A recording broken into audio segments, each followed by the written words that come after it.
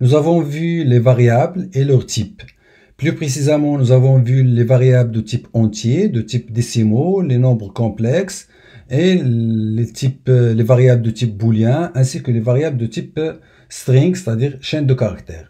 Mais pour manipuler ces variables, donc nous avons besoin de ce qu'on appelle les opérateurs. Tout simplement, qu'est-ce que ça veut dire un opérateur? La définition la plus simple qu'on peut donner à un opérateur, c'est un signe ou un symbole qui va nous permettre de réaliser une opération. Nous avons déjà vu pas mal d'exemples jusque maintenant. Nous avons vu le symbole plus, par exemple, qui permet de faire l'addition entre deux nombres, mais aussi qui permet de faire la concaténation entre deux chaînes de caractères. Nous avons vu le symbole, par exemple, soustraction, c'est-à-dire le moins, qui permet de faire la soustraction entre deux nombres, etc.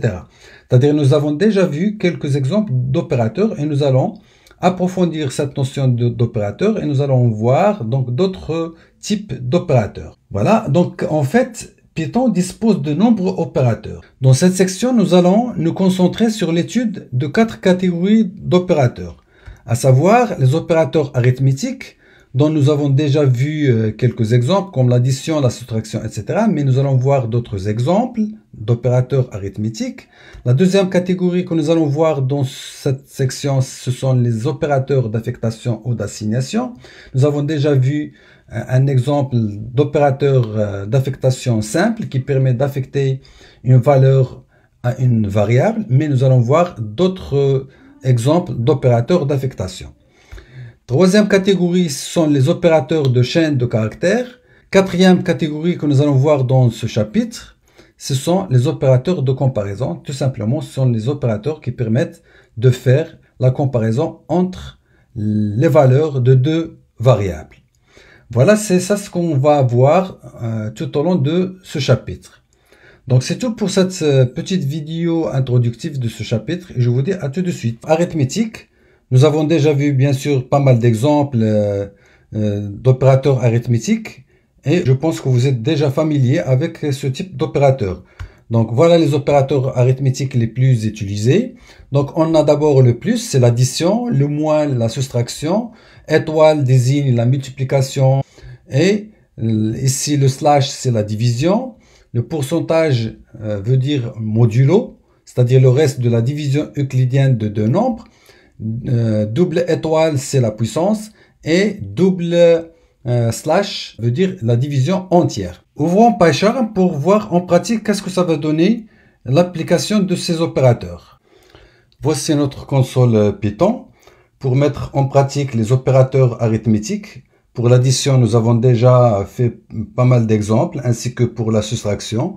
Je vais commencer directement par vous donner des exemples concernant la multiplication. Si je fais par exemple 2 qui multiplie par 56, donc on obtient le résultat, c'est 112. Tout simplement, la multiplication est spécifiée par l'étoile. Donc, c'est-à-dire le symbole étoile désigne la multiplication, c'est-à-dire tout simplement, c'est le produit. 3 qui est multiplié par 9, voilà, donc c'est 27. Pour la division, la division normale, donc il est symbolisé par le slash. Donc si je fais par exemple 35 divisé par 2, donc ça donne 17,5. Donc le résultat pas à l'aide de la virgule.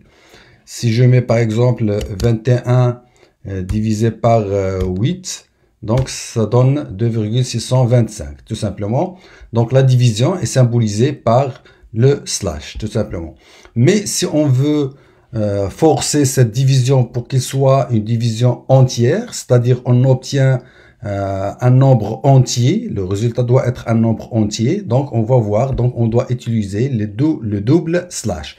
Par exemple ici on a 21 divisé par 8 est égal à 2,625. Si je fais 21 avec suivi par de 2 slash puis suivi du nombre 8, c'est-à-dire c'est 21 divisé par 8, mais c'est la division entière. On va voir qu'est-ce qu'on va obtenir en validant. Donc vous voyez, on a obtenu 2. Tout simplement, on a obtenu uniquement la partie entière du résultat.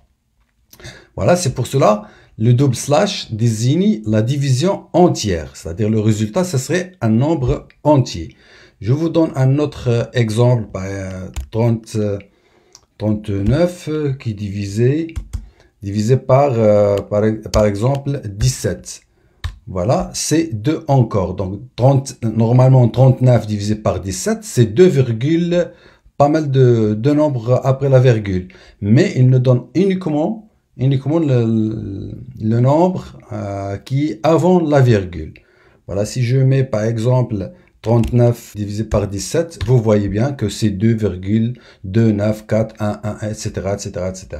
Alors que 39, si on fait les doubles slash divisé par 17, donc on obtient uniquement le 2, c'est-à-dire uniquement la partie entière. Voilà. Donc, je vais d'abord redémarrer ma console. Voilà. Et il y a un autre symbole, c'est le symbole pourcentage qui désigne le modulo. Et modulo, ça désigne le reste de la division euclidienne. Donc, par exemple, si je fais 7 modulo 3, donc 7 divisé par 3, donc c'est égal à 2. Mais il reste 1. Donc, tout simplement, si je valide ici, donc il me donne 1. Tout simplement, il m'a retourné le reste de la division euclidienne de 7 par 3. Si je fais, par exemple, 25 modulo 10, normalement, 25 divisé par 10, ça donne 2. Et le reste, c'est 5. Donc, si je valide, donc j'obtiens 5. Tout simplement, c'est le reste de la division euclidienne. Voilà, il est symbolisé par le pourcentage, tout simplement. Un dernier symbole, c'est la puissance, donc symbolisé par double étoile, tout simplement. Si on a 4 et je fais double étoile 2, tout simplement comme si j'ai écrit 4 au carré, donc il va me donner 16. Si j'écris par exemple 10 et double étoile, je fais 3, donc c'est-à-dire 10 à la puissance 3, c'est 1000, et ainsi de suite. Donc, je pense que vous êtes déjà habitué à travailler avec ces opérations. Ce sont, même si les symboles diffèrent, mais la signification des opérations, l'addition, la soustraction, la multiplication, la puissance, etc. Certainement, vous êtes familier avec ces opérations. Jusqu'à maintenant, je vous ai donné uniquement des exemples à l'aide des entiers positifs, mais en fait, le principe reste le même avec les entiers négatifs ou bien avec les nombres décimaux. Donc, si je vous donne par exemple un nombre négatif moins 5 qui multiplie par 6, et je valide, vous voyez ici c'est moins 30. Voilà, c'est-à-dire on a multiplié le nombre moins 5 avec le nombre 6. Je peux mettre entre parenthèses, voilà le nombre moins 5 et en dehors du parenthèse, je vais mettre par exemple étoile 5 par exemple. Donc si je valide, donc vous voyez que c'est moins 25. C'est exactement la même chose, c'est-à-dire le principe de calcul en mathématiques donc s'applique. Si je veux calculer par exemple moins 5 à une puissance, je fais 2 étoiles à la puissance par exemple 3 et je valide. On obtient moins 125. Tout simplement parce que on a moins 5, c'est un nombre négatif à la puissance d'un nombre impair. Si je fais donc moins 5 et je fais à la puissance un nombre par exemple pair, donc à la puissance 4, donc vous voyez bien qu'on a obtenu un nombre positif, 625. Et c'est la même chose si on fait un nombre décimal, tout simplement 4,9, c'est-à-dire 4,9. à la puissance 4 par exemple, donc on obtient voilà le résultat. Tout simplement, c'est-à-dire les mêmes règles de calcul en mathématiques donc s'appliquent. Voilà, c'est tout pour les opérateurs arithmétiques. Et dans la vidéo suivante, nous allons voir un autre type d'opérateur et je vous dis à très bientôt. Dans la vidéo précédente, nous avons vu les opérateurs arithmétiques. Dans cette vidéo, nous allons continuer sur les opérateurs, mais cette fois, on va voir les opérateurs de chaîne de caractères. Il n'y en a pas beaucoup, donc il y a uniquement 2. Ils nous permettent de manipuler les données de type str, c'est-à-dire de type chaîne de caractères. Python met à notre disposition 2 opérateurs de chaîne de caractères. Le premier, nous l'avons déjà vu, c'est le plus. Donc voilà, je vais vous donner donc sans tarder un exemple. Je vais créer une variable nom, par exemple. Je vais mettre par exemple comme nom donc à sud. Et je vais créer une autre variable, prénom par exemple, Claire par exemple. Si je mets nom plus prénom, c'est-à-dire j'ai ajouté la valeur de la variable nom à la valeur de la variable prénom. Et si je valide, donc tout simplement, j'ai obtenu une seule chaîne de caractères qui est attachée à sud clair, tout simplement. C'est-à-dire, j'ai concaténé les deux valeurs des deux variables nom et prénom. Si j'écris maintenant nom plus, puis je vais mettre entre guillemets donc un espace, c'est-à-dire j'ai ajouté un espace et je fais plus et prénom comme ça. Donc je vais obtenir voilà à sud clair, tout simplement parce que ici j'ai inséré un espace entre les deux. J'ai ajouté un espace entre les deux. Ben tout simplement le plus lorsqu'il est appliqué avec les chaînes de caractères, ça sert à concaténer des chaînes de caractères tout simplement. Voilà. Donc, il n'y a pas de complication pour cet opérateur. Le deuxième opérateur de chaîne de caractères, c'est le produit. C'est l'étoile, en fait. C'est la multiplication. Si je fais, par exemple, 4 étoiles non, donc n'oubliez pas que non, c'est la variable non, dans laquelle on a stocké la valeur à sud, la chaîne de caractères à sud. Si je valide maintenant 4 fois non, donc je vais obtenir, voilà, à sud, à sud, à sud, à sud, 4 fois, tout simplement. J'ai répété en fait de la valeur de la variable non 4 fois. Si je veux écrire par exemple 4 fois le même nom mais séparé avec un espace, donc je peux le faire bien sûr, tout simplement. Ici, je peux écrire non égale, je vais faire une chaîne de caractères, toujours c'est à sud, mais je laisse un espace. Donc, je fais un espace avant le guillemet. Donc, dans ce cas-là, si je fais, par exemple, 5 étoiles non, donc vous voyez que j'ai obtenu à sud, à sud, à sud, séparé par, bien sûr, par des espaces. Voici, c'est tout pour les opérateurs de chaîne de caractères. Donc, il n'y a pas de grand chose à vous montrer dans ce type d'opérateur. Et je vous dis à très bientôt dans la vidéo suivante dans laquelle nous allons voir une notion très importante. C'est la notion d'affectation et la combinaison de plusieurs opérations avec le symbole affectation. Et je vous dis à très bientôt. Bonjour, dans cette vidéo, nous allons voir les opérateurs d'affectation. En fait, nous avons déjà vu un opérateur d'affectation simple, symbolisé par le symbole égal. Nous avons dit par exemple, lorsqu'on écrit x égale à 10, c'est-à-dire on affecte la valeur 10 à la variable x, tout simplement. Donc le symbole égal n'est pas un symbole égal au sens mathématique, mais c'est un symbole d'affectation, tout simplement. Il affecte la valeur qui est à droite du signe égal à la variable qui est à gauche du signe égal, tout simplement. Donc, c'est un opérateur d'affectation simple. Mais on peut combiner cet opérateur avec d'autres opérations. Par exemple, voyons maintenant, ici, on a x égale à 10. On peut écrire x égale à, par exemple, à x plus 30. Tout simplement, c'est-à-dire, qu'est-ce qu'on va faire ici? C'est-à-dire, on va calculer la valeur de x, c'est-à-dire l'ancienne valeur de x qui est 10, et on va l'ajouter à 30, et le résultat sera de nouveau affecté à la variable x.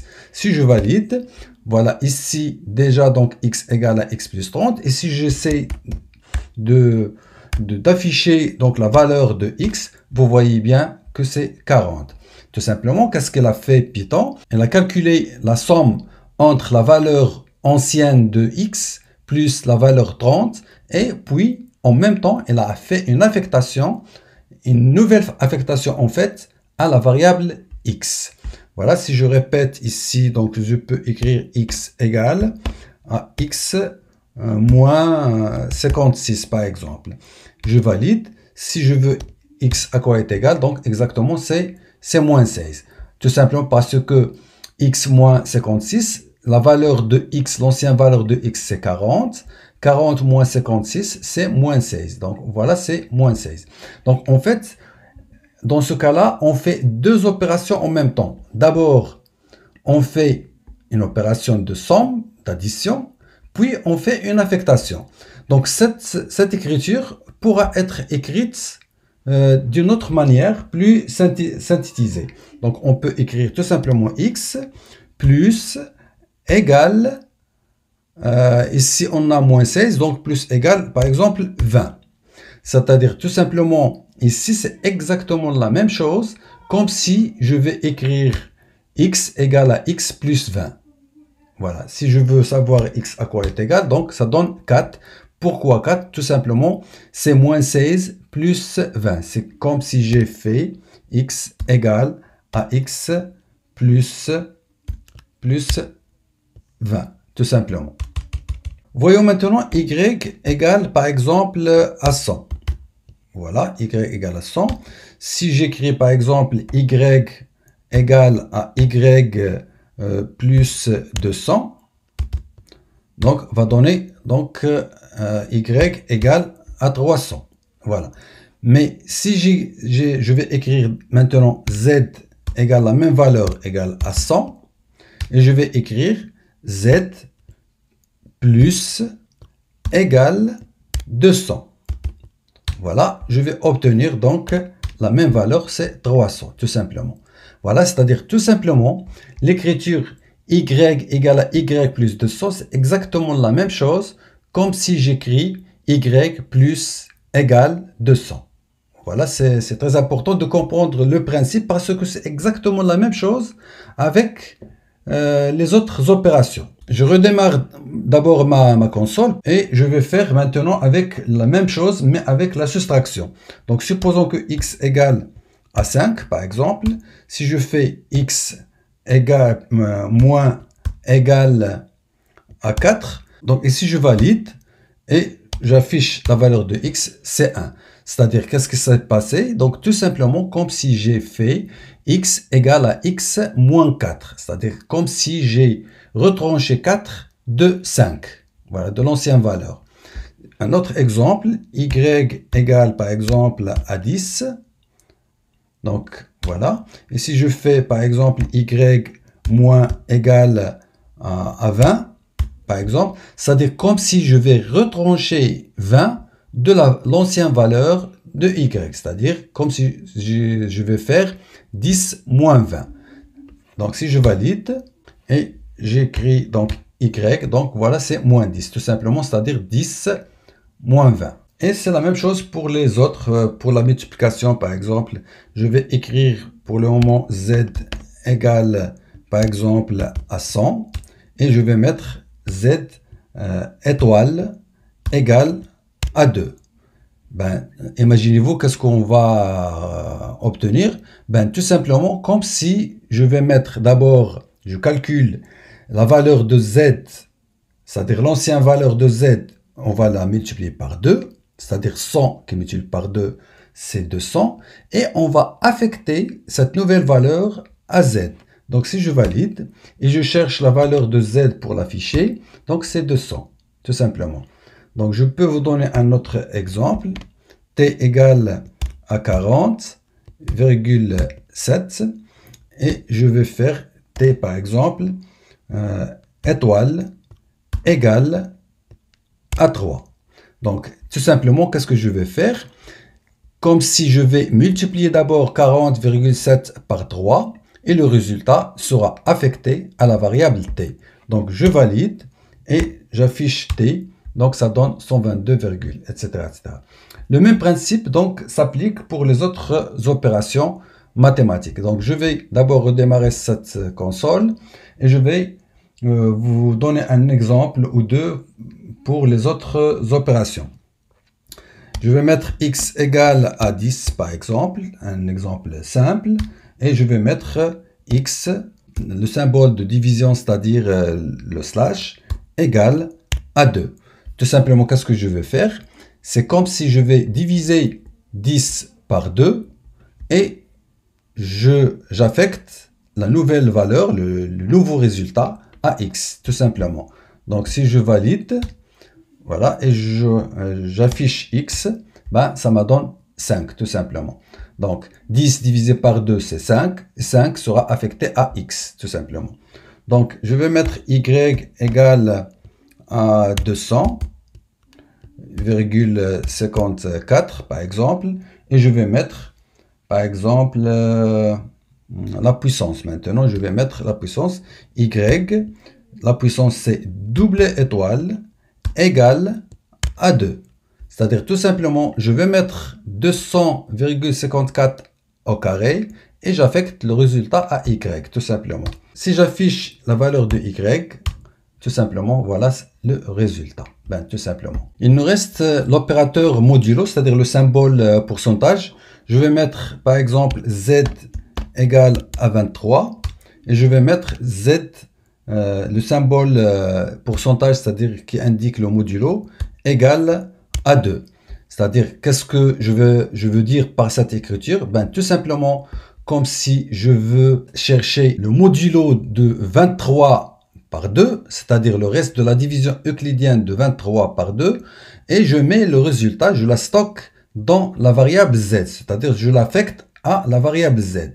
Au début, la variable z c'était 23, mais ici z modulo égale à 2, c'est-à-dire je vais calculer le reste de la division de 23 par 2, et j'affecte le résultat à z.